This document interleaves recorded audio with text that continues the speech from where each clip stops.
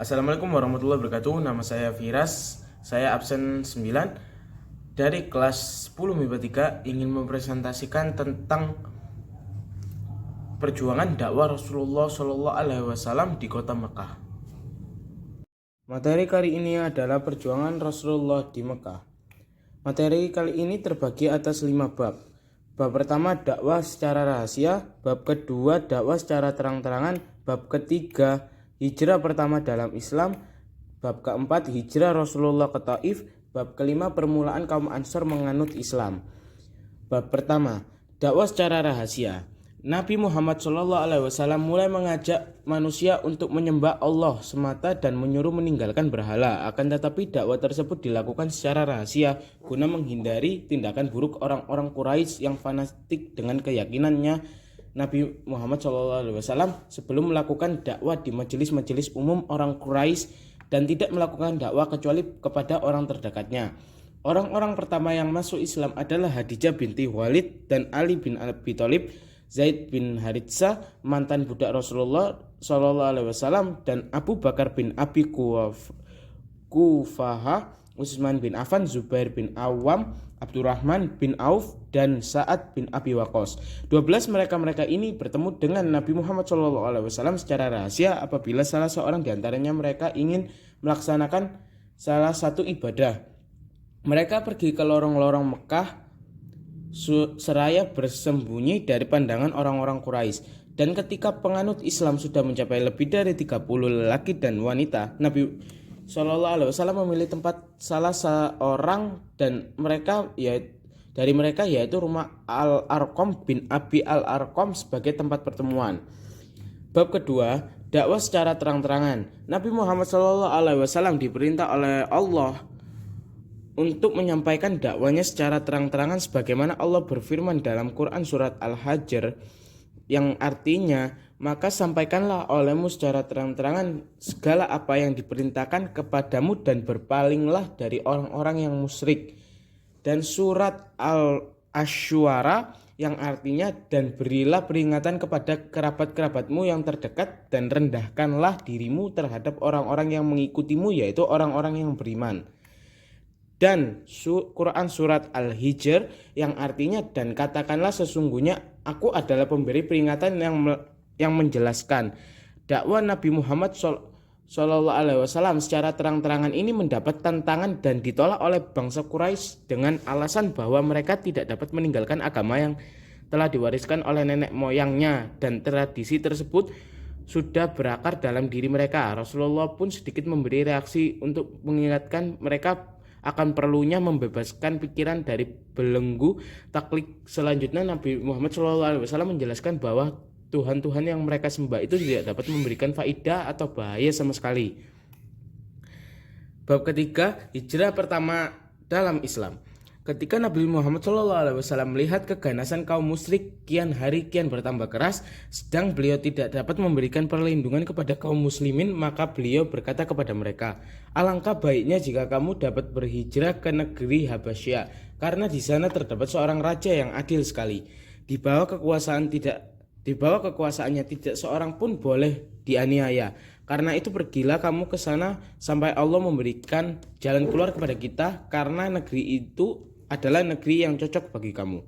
Maka berangkatlah kaum muslimin ke negeri Habasyah demi menghindari fitnah dan lari menuju Allah dengan membawa agama mereka. Hijrah ini merupakan hijrah pertama dalam Islam. Di antara kaum muhajirin yang terkenal adalah Utsman bin Affan beserta istrinya Ruqayyah bin Rasulullah SAW, Abu Zaifah beserta istrinya Zubair bin Awam, Mus'hab bin Umar, dan Abdurrahman bin Auf.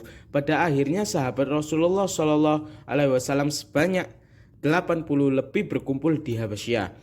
Bab keempat, hijrah Rasulullah ke Taif. Setelah merasakan berbagai siksaan dan penderitaan yang dilancarkan oleh kaum Quraisy, Rasulullah SAW berangkat ke Taif mencari perlindungan dan dukungan dari Bani Thaqif dan berharap akan mereka dapat menerima ajaran yang dibawakannya.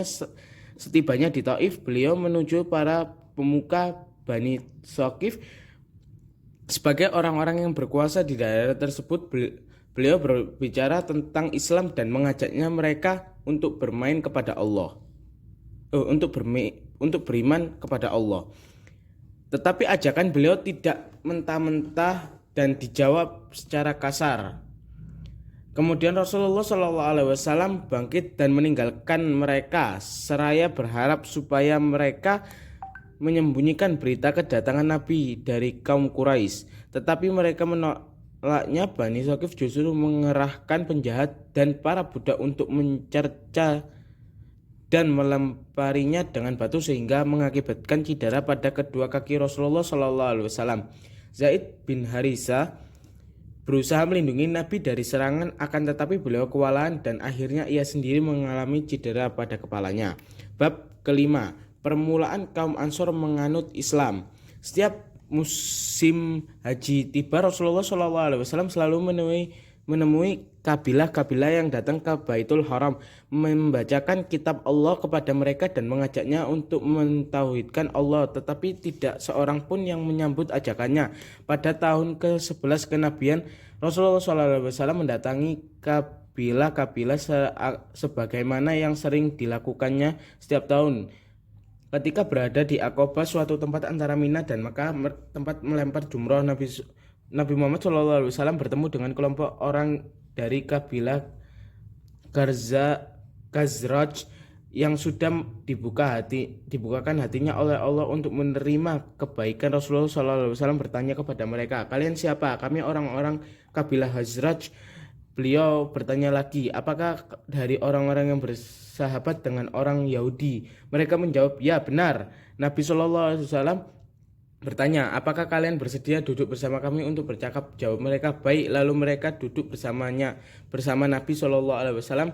Rasulullah SAW mengajak mereka beriman kepada Allah, menawarkan Islam kepada mereka, dan akhirnya setelah pembaitatan tersebut pada tahun berikutnya 12 orang lelaki dari Ansor datang di musim haji menemui Rasulullah SAW. Kemudian mereka berbayat kepada Rasulullah SAW.